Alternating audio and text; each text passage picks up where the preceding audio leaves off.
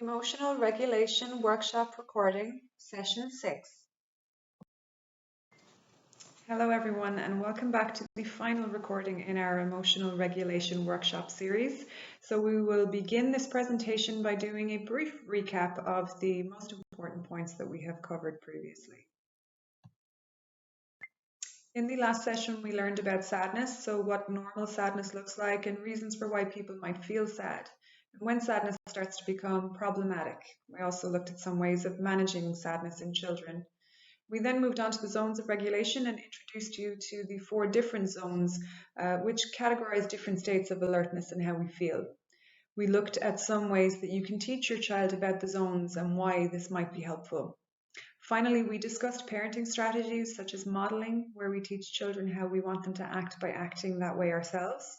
We discussed positive attention, which is where you give attention and praise to your child when they carry out the positive behavior rather than attention when they carry out a negative behavior. We also considered how rules, boundaries, and consequences are so important for children as they teach them what is acceptable and can add predictability and structure to their worlds. So this session is to work on building an emotional regulation toolbox. We are going to discuss a wide range of strategies, including relaxation ones, sensory ones, thinking ones, and other strategies, and consider how they work. We will try some of these out during the session, and then we will look at ones which are used best in different zones. Then we will talk about how to introduce these strategies to your child and how to tailor their individual toolbox of strategies. We will point you in the direction of a wide range of resources to help you implement these strategies. Remember, we previously discussed the fight or flight response. This response occurs when we perceive ourselves to be in danger, and a whole host of things occur within our body, like our heart rate and breathing increases, and we get a surge of adrenaline. Well, we also have something called the relaxation response, which is sort of the opposite of fight or flight. As you might imagine, the relaxation response puts your body at rest and counteracts many of the symptoms of fight or flight. For example, when the relaxation response is triggered, our breathing and heart rate slows down. Production of stress hormones like adrenaline is reduced, and our muscles become less tense. The relaxation response occurs when the body is no longer in perceived danger. But we can also trick our brains and trigger the relaxation response by using relaxation strategies and techniques. There is a very strong evidence base for relaxation strategies being effective in combating anxiety, stress, and anger. Relaxation strategies need to be built into the everyday ordinary routine.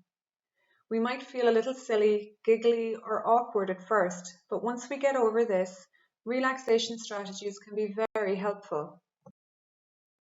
The first type of relaxation strategy that we're going to look at is breathing exercises. It's natural to take long, deep breaths when relaxed. However, during fight or flight, breathing becomes rapid and shallow. Breathing exercises can reverse that and sends messages to the brain to begin calming the body. I'd like for us to take a moment to try a quick breathing exercise.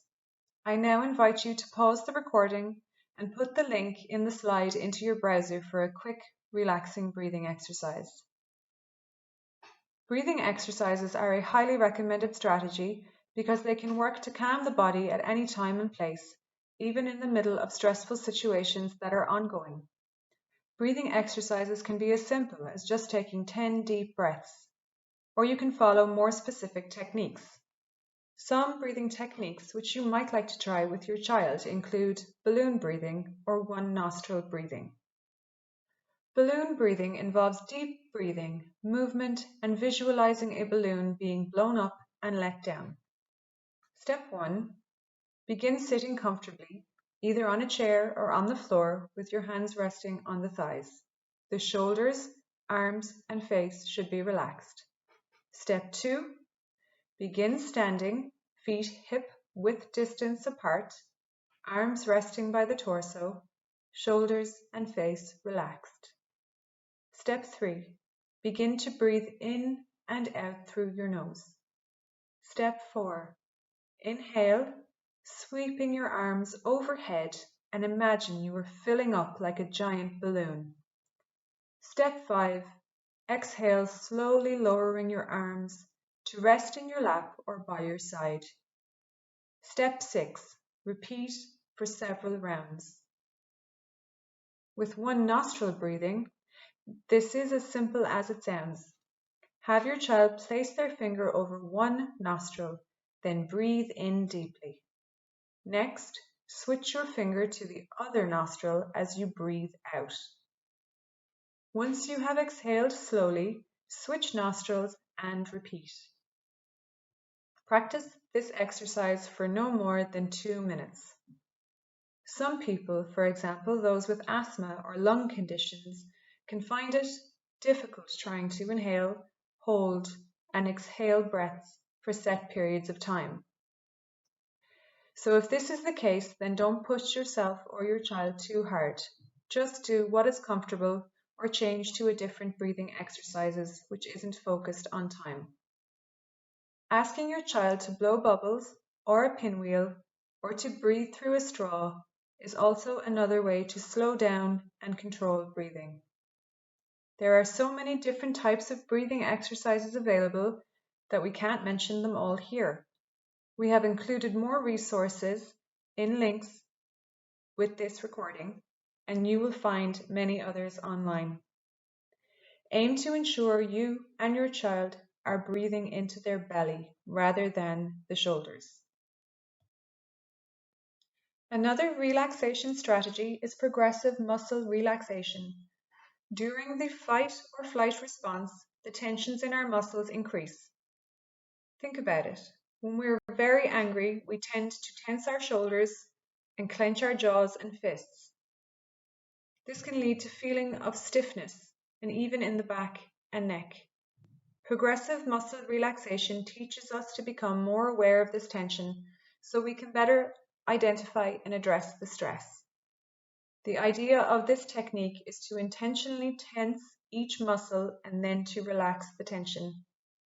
This can provide an immediate feeling of relaxation, and with regular practice can help you to become aware of when you are experiencing tension and have a way of reducing this tension to relax. I now invite you to pause the recording and watch a short video about how to engage in progressive muscle relaxation using the YouTube link in the slide. You can follow along and try the exercise if you feel comfortable. Our imagination is often a culprit in creating stress, anxiety, and fear. We create images in our heads of all the what-ifs, the maybes, and of catastrophic thoughts. But we can also harness the power of our imagination for good. We can use it to create images that make us feel calm, peaceful, and relaxed. Visualization is a powerful technique that can help you to unwind or to relieve stress. Visualization involves using mental imagery to achieve a more relaxed state of mind. Similar to daydreaming, visualization is accompanied through the use of your imagination.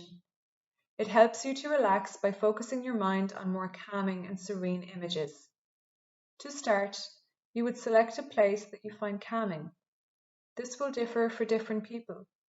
For example, one person might picture a meadow and another might picture the beach. When trying to visualize, it's important to try to imagine every little detail. Go through each of your senses and imagine what you would experience in your relaxing place. We are going to try a short visualization experience now, thinking about a beach. Please try it if you feel comfortable. Imagine that you are resting on a white sandy beach and feel safe, calm, and relaxed as you think about the following: turquoise water and a clear blue sky. The sound of soft waves as the tide gently rolls in. The weight of your body sinking into your beach chair. The warmth of the sand on your feet. A large umbrella keeping you slightly shaded, creating just the right temperature. Relax your face and let go of any tension in your forehead, between your eyebrows, your neck, and your throat. Soften your eyes and rest. Allow your breath to slow down and match the rolling waves of the water. There is no effort to be here. Spend time just taking it all in. Once this relaxation feels complete, imagine that you get up and slowly walk away from the beach. Remember that this beautiful place is here for you whenever you need to come back. Take your time and slowly open your eyes. Some other strategies which could help your child to regulate themselves include exercising, talking about the problem, distraction techniques, and apps. Exercise can help your child blow off steam.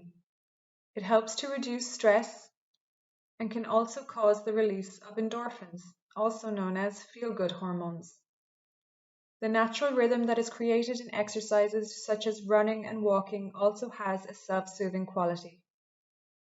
In terms of talking to a trusted adult, as the saying goes, a problem shared is a problem halved. The simple act of just listening can be very validating for a child, and they can feel understood. It also provides the opportunity to discuss solutions to problems, or for the adults to remind the child to engage in a planned relaxation, such as deep breathing or visualization. Just as the name implies, distraction is anything you do to temporarily take your attention off strong emotions. Sometimes focusing on a strong emotion can make it feel even stronger and more out of control. Therefore, by temporarily distracting yourself, you may give the emotion some time to decrease in intensity, making it easier to manage. Distraction is not about trying to escape or avoid a feeling. With distraction, it is implied that you eventually will return to the feeling you were having. It can help keep you safe in the moment from harmful behaviors, such as physical aggression that can occur in response to a strong feeling, as well as a feeling easier to cope with in the long run. Finally, in today's fast-paced digital world, children are using apps to learn at school and on various different platforms. So why not harness this power to help them with emotional regulation? There are a variety of meditation, mindfulness, and emotion apps available for download from the Play Store or App Store. Some of these apps are free and others will cost money. The ones listed on the slides are free to download, but do have in-app purchases for some features. I'd like you to pause the recording and take a few minutes to think about what strategies that we have just learned would be helpful to use when your child or yourself has flipped the lid. I'd also like you to think about what strategies that we have learned might be unhelpful when this has happened. When our lid has flipped and the upstairs thinking part of our brain is no longer able to communicate with the downstairs animal part of our brain, at this time the downstairs brain has taken charge. Because of this, it's going to make using strategies harder. Strategies which are helpful in the red zone help us to stop and are short and simple. Examples of these include taking some deep breaths, counting, taking a break or walking away from the situation, getting a drink, simple exercise, squeezing a stress ball, listening to calming music, or talking to an adult. Strategies which may be unhelpful or really difficult to engage in the red zone include thinking strategies and other strategies which include a lot of verbal instruction, such as guided relaxation exercises. The verbal instructions require processing by our thinking part of the brain, and as mentioned in the red zone, we may not easily be able to access this part of our brain. This is also why practicing strategies when calm is so important.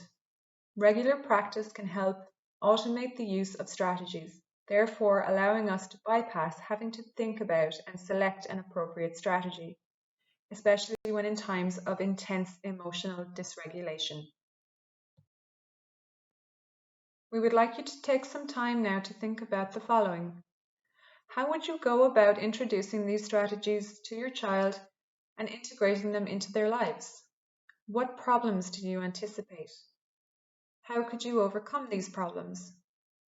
How would you evaluate or know if the strategies were working? Who or where can you turn to for support? I would like you to pause the recording and, using a pen and a piece of paper, write down your answers to the questions on the slide.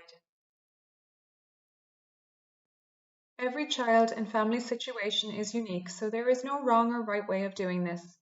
As we have said all along, what works for one may not work for another. So these are really just some ideas and guidelines which you might find helpful. They aren't written in stone. Firstly, we would say pick only 1 or 2 strategies to begin with. When we get used to these, we can add more. Pick the ones that you think are most suitable for your child. You may want to read up a little more about them or try them out yourself first. It will also be important to factor in what emotions your child tends to struggle with, their likes, dislikes, and abilities when picking. If there are other trusted adults involved in your child's life, for example, a second parent or grandparent, it may be helpful to inform them about the strategies and to get them on board so they can help, whether that is with practicing or even just prompting your child to use their strategy when becoming dysregulated. When trying the strategy for the first time with your child, ensure that you have everything you need prepared in advance. For example, this could mean that the calm corner is set up and you have your chosen meditation loaded up on your device. It's best to try the strategy when your child is calm and in the green zone, as this is the optimal zone for learning. Explain to them that you would like to try something new with them, and see if they are willing to give it a try. Begin the strategy, for example, the meditation. If the child feels silly or awkward or begins to laugh, acknowledge their experience and tell them that sometimes, at first, people feel the same way that you do, but it will soon pass. Lead by example and continue.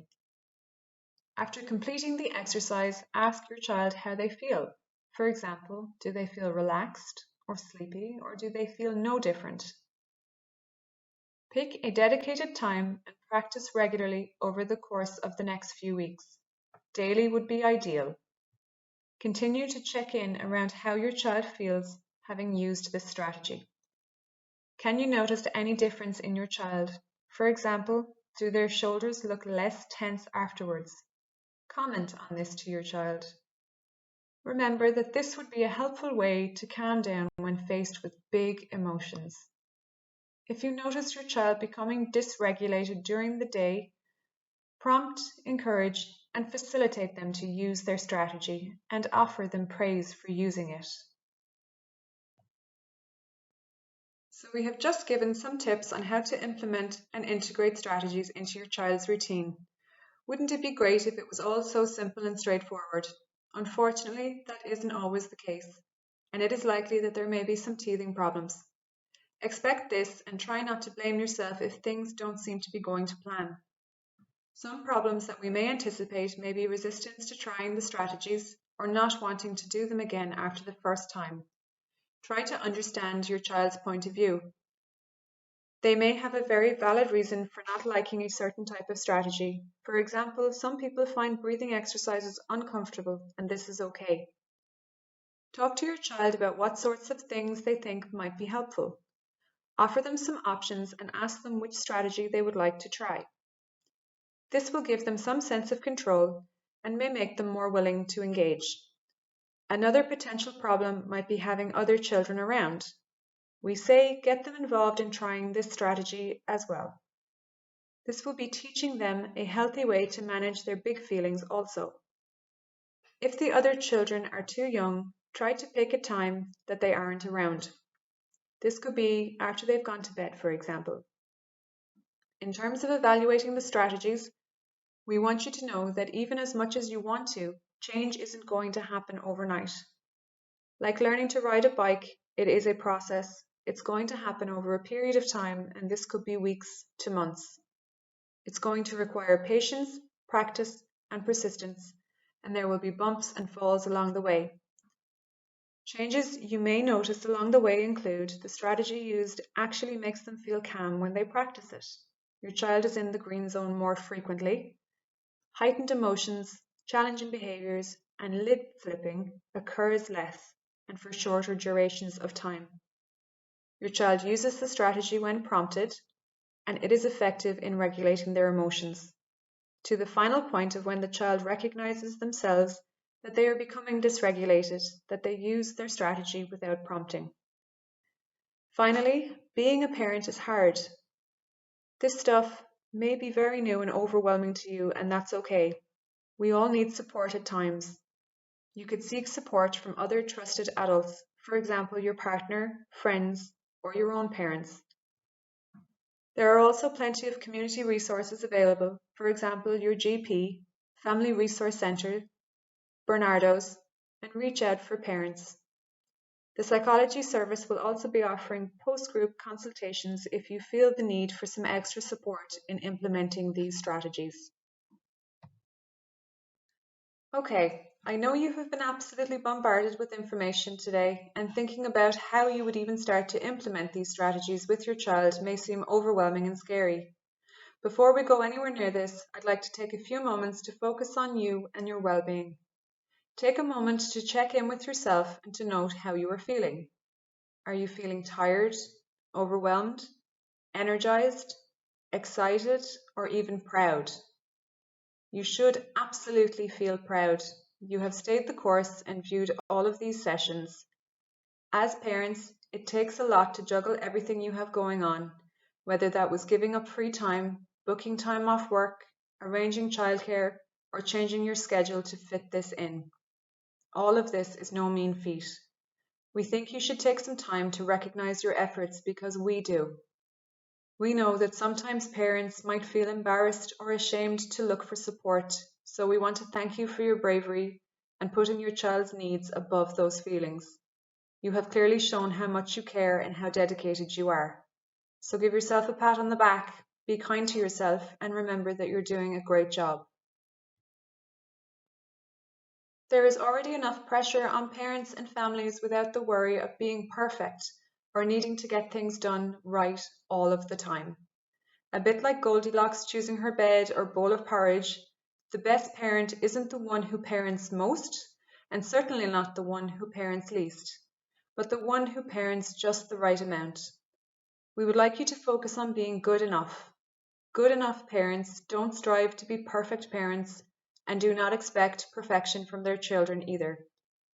Perfectionism promotes a tendency to blame. If problems arise, then they must be someone's fault, and blame never helps. Good enough parents understand that to make mistakes is to be human. They understand that nature has created children to be quite resilient. We wouldn't have survived as a species if that weren't true.